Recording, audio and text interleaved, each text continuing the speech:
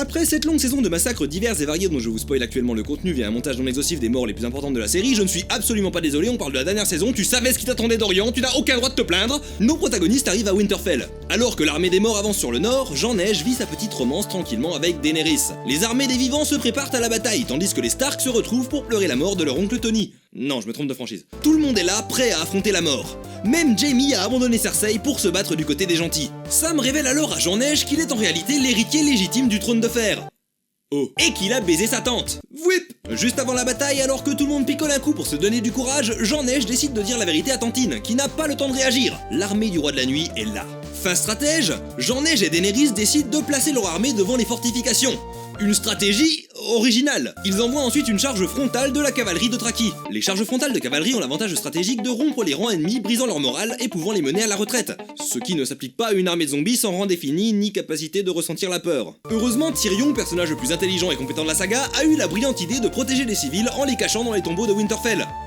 Alors que leurs ennemis peuvent réanimer les morts. Avec autant d'erreurs stratégiques couplées aux capacités magiques du roi de la nuit, on peut s'attendre à de graves conséquences pour les protagonistes, dans cette série où rien n'est gratuit et où tout peut arriver. Et Arya one-shot le boss final, il y a 2 personnages secondaires qui meurent et les vivants ont gagné.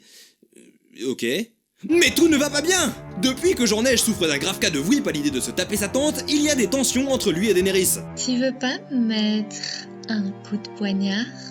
Non s'il te plaît. Cette dernière a perdu le chevalier de la friendzone et se sent isolée, menacée par la position d'héritier légitime de Jean Neige, qui en plus refuse de coucher avec sa tantine adorée. Elle décide donc de ne pas perdre de temps avant de se lancer dans la conquête de Port-Réal. Avec ses 2 dragons, elle retourne dans sa forteresse et se souvient soudain que la plus grosse flotte de l'histoire de Westeros est dans le camp ennemi et que les embuscades existent. Régale se prend un boucaquet de flèches et Missandei est capturée. Tyrion, personnage le plus intelligent et compétent de la saga, pense alors pouvoir négocier avec sa sœur, qui le hait depuis sa naissance, et n'a jamais montré la moindre once de diplomatie face au conflit. Missandei est décapitée sans plus de cérémonie, et Daenerys n'est pas très contente. Elle va sans doute déchaîner sa colère sur Cersei, comme elle l'a toujours fait face à ses ennemis qui l'ont bien mérité. Non ? Alors que la rumeur de la légitimité de Jean Neige fait son petit chemin parce que personne ne peut fermer sa gueule, Varys, génie des complots qui ne prend jamais de risque sans être sûr qu'il va gagner, décide de trahir la reine des dragons, sans doute à l'aide d'un plan infaillible. Et non, il se fait choper comme un bleu et il crame. Super. Et tout le monde se dit que Daenerys est sans doute folle pour avoir mis à mort quelqu'un qui a essayé de la tuer.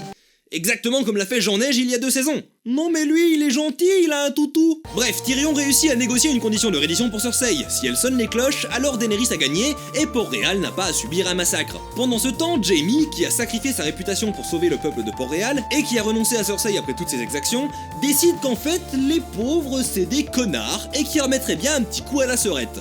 Daenerys attaque la flotte des Fernés qui semble avoir universellement chopé une coulante et n'arrive pas à toucher Drogon une seule fois. Puis elle crame complètement les défenses de Port-Réal, démontrant qu'elle aurait très bien pu prendre le contrôle des 7 couronnes toute seule avec ses 3 dragons il y a 2 saisons avant de monter botter le cul du roi de la nuit. Cersei, après avoir intensément regardé la bataille du haut de son balcon, se dit qu'elle n'aurait peut-être pas dû tuer sa seule otage. Elle décide de se rendre et de faire sonner les cloches. Mais nous savons bien que Daenerys veut se venger. Maintenant que la ville est tombée, elle peut directement voler jusqu'au donjon et faire face à Cersei dans une scène d'anthologie entre les 2 reines. Ah non, ma montre me dit qu'il est l'heure de faire un petit crime contre l'humanité. Soit. Daenerys se révèle être en réalité une psychopathe tyrannique, ce qu'on aurait vraiment dû voir venir avec toutes les fois où elle a été gratuitement cruelle avec les civils. Comme quand elle a interrompu les viols de villageoises. Non. Ou quand elle a libéré les esclaves. Ou encore quand elle a... Non, en fait non. Mais bon, il reste 2 épisodes, alors elle a subitement un grave cas de scénarite aiguë. Dans la panique, Jaime arrive à rejoindre Cersei, mais pas avant une scène de combat inutile avec un personnage dont on se fouette les valseuses. Arya est convaincue par le limier de ne pas poursuivre sa quête de vengeance, qui a motivé son personnage depuis la saison 2, et qui n'a jamais été remise en question auparavant. Regarde ce que la vengeance a fait de moi. J'ai fait une tourte à base des enfants d'un type pour lui faire manger avant de massacrer toute sa famille.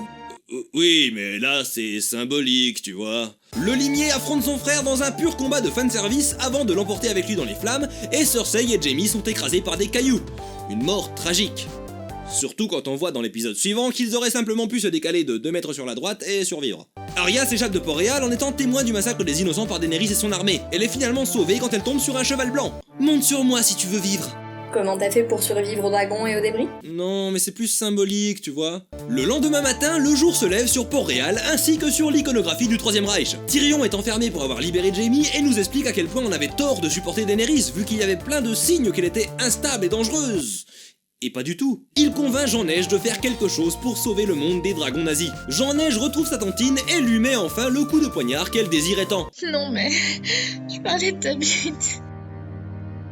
Ah merde! Alors que Daenerys meurt sur le sol de la salle du trône, Drogon arrive. Il voit sa mère au sol, Jean-Neige est le seul suspect. Drogon prépare les flammes dans sa gorge, sa rage est inarrêtable. La personne qu'il aimait le plus au monde est morte et le coupable est droit devant lui. Meurs, maudit trône qui corrompt l'âme des gens et les pousse aux pires atrocités dans leur quête de pouvoir insatiable. Mec, t'as causé un génocide hier. On est encore en train de ramasser les cadavres calcinés dans la rue. Non, mais c'est plus symbolique, tu vois. Drogon s'enfuit avec le corps sans vie de Daenerys et Jon est mis aux arrêts. On retrouve Jean-Neige quelques mois plus tard et ni lui ni Tyrion n'ont été exécutés pour haute trahison et régicide alors qu'ils sont aux mains de la faction dont ils ont tué la reine, dans l'univers de Westeros, qui n'est pas réputé pour son système légal complexe. Mais bon, il faut bien finir la série, donc réunion au sommet entre les dirigeants des 7 couronnes.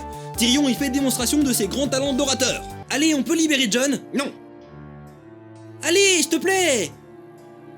Ok. Tyrion nous explique qu'il faut un leader pour les 6 couronnes, vu que Sansa veut faire sécession. Ce qui, géopolitiquement, n'est pas très malin, surtout venant d'un personnage aussi intelligent, mais pourquoi pas. Il nous dit alors que le seul à pouvoir gouverner Westeros sera celui avec la meilleure histoire. Comme par exemple l'enfant abandonné par le prince, élevé comme un bâtard, exilé au mur, qui par sa volonté et son courage a gravi les échelons, se montrant être un général talentueux et un chef aimé, que même la mort n'a pas arrêté, le commandant de la garde de nuit, le prince qui était promis, le king in the north, l'héritier légitime. Bran the Broken.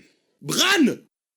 Non? Oui! Oh putain. La série se termine sur un montage des Stark qui nous rappelle qu'ils étaient les personnages principaux de cette série, qu'on a suivi depuis le début, et sans déconner, Bran n'est même pas inclus dans le montage final, d'où il a la meilleure histoire! Fin.